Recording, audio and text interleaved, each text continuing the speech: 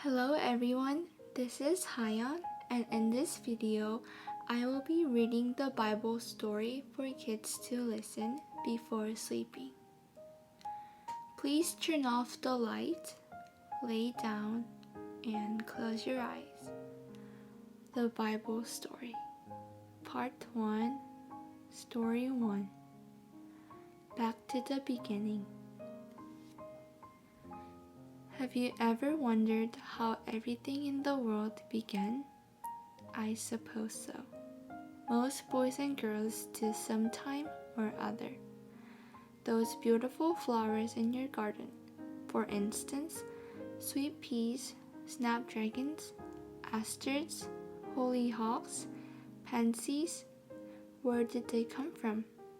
Seeds, you say. True, but whence came the seeds?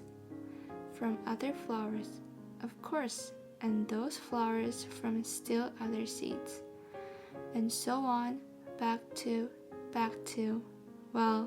where? There's your dog. Where did he come from? We got him as a puppy, you say, and he has a very fine pedigree. So, that means you know his father's name, and maybe his grandfather's. But how about before that? One thing you can be very sure of. Your dog's grandfather was once a puppy too. And he had a father and a grandfather and so on back to when? Then there's that rooster in your neighbor's yard that's crowing all the time. Where did he come from? An egg, you say. Right, but a hen laid that egg, didn't she? To be sure she did, and she came from an egg herself not so long ago. And that egg was laid by another hen. And so on, back to what? Then there's yourself. Where did you come from? Oh, you say, Mother brought me home from the hospital. I suppose she did, but Mother was a little baby once herself, wasn't she?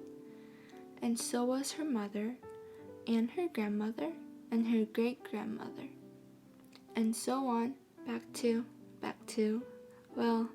whom?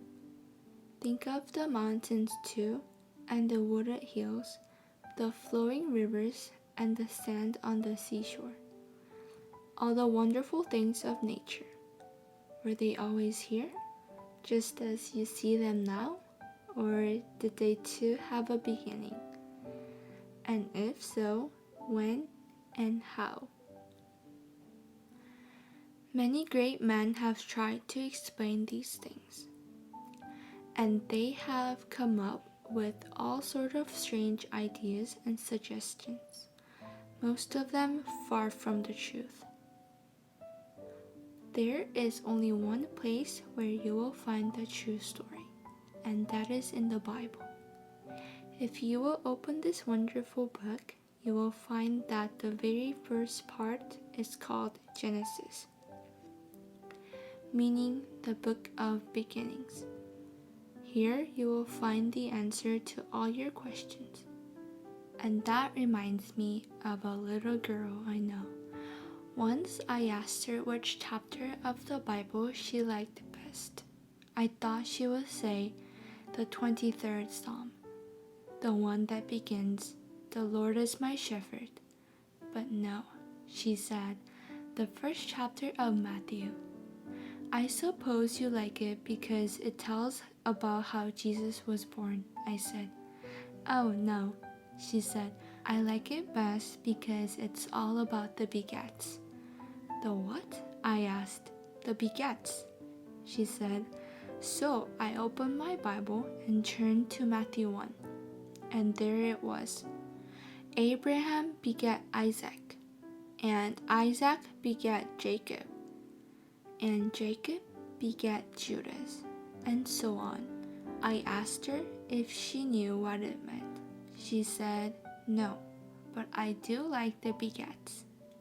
So I told her it meant that Abraham had a little boy, and Isaac had a little boy, and Jacob had a little boy, and so on, but I think she still liked the begets best. Then I told her that put the other way around.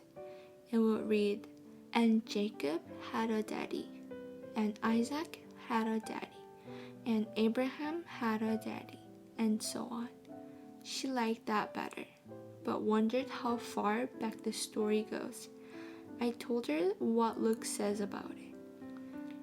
In his 3rd chapter, verse 34, Luke picks up the story at Abraham and carries it back farther and farther.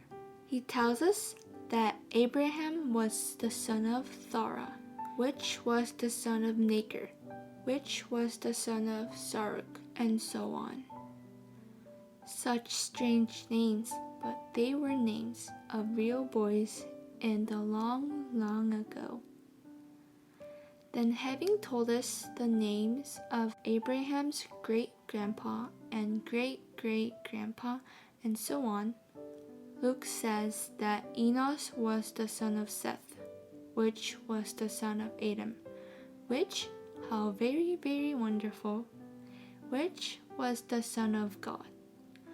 There the story ends, and it ends there because it cannot go any farther. It goes clearly back to God and stops. And that's where you go back to. And Daddy, and Mama, and everybody's daddy and mama. Everybody's grandpa and grandma. Everybody's great-grandpa and great-grandma. They all go back across the years, across the centuries, to God. Not to a monkey, not to a tiny tadpole in the sea, but to the great and glorious God who made the world and men. And that's exactly what we read in the first words of the 1st chapter of the Bible. In the beginning, God. I hope that you enjoyed this story. And good night, everyone.